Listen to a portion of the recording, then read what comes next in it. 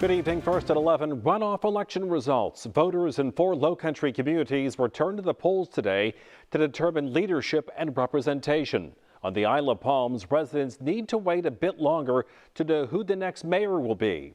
Preliminary results show incumbent Mayor Philip Pounds leads by 6 votes over City Councilman Scott Pierce, but one poll worker says 14 provisional votes have yet to be counted. Jesse Klinger spoke to both candidates. It's too close to tell in the race for mayor on the Isle of Palms. The unknown provisional votes could swing the results in either direction.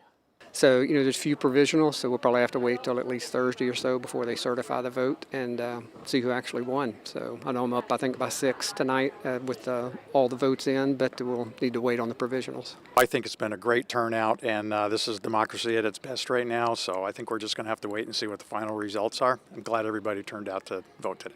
I asked both candidates, if declared the official winner, what their first priorities would be. Yeah, we've got a lot of things in play already. So we've got, a big beach project coming up. We've got some drainage projects coming up that are all just waiting on permits at this point. So those are in play, and we'll probably start in the first quarter. So just feel good about that's already down a path. So that would just continue that focus to make sure we get those projects done. I'd want to get the council together, and I'd want to set goals for the next 4 years. I think that's something that's been lacking for a while, and we've got a number of issues on our plate, very, very important issues. But whether it's beach, whether it's our finances, traffic, infrastructure, all of those need to be revisited, I think, by the council, and they'll start getting some action in council and for the residents. The results of the provisional votes will be reviewed by the Charleston County Board of Elections and Voter Registration at Thursday's certification hearing. On the Isle of Palms, I'm Jesse Klinger. Meanwhile, on the edge of America, Folly Beach will have a new mayor for the first time in more than a decade. Emily Deanne has the results and reaction.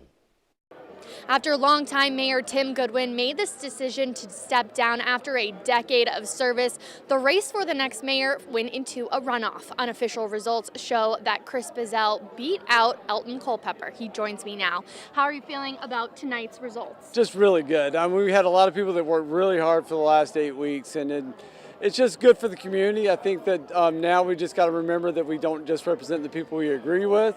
We have to represent the entire island. So my first step is just making sure that everyone feels like their voices are heard. What's the top priority for you as the next mayor? I think the biggest challenge we're going to have going forward is water. We need to continue to work on those infrastructure projects that enable us to deal with water, groundwater rise. We have 90% of the houses out here on septic tank. So we're going to have to look at groundwater rise. So yeah, how we deal with water is going to affect the livability for the island going forward. What can constituents expect from you? I think if you've seen anything from my campaign, it's the fact that I always try to be open, and also the way I handle things with civility. And I also just am receptive to outside voices. I think communication is one of the things that we kept hearing over and over during the campaign, and I want to make sure everyone knows that their voice will be heard.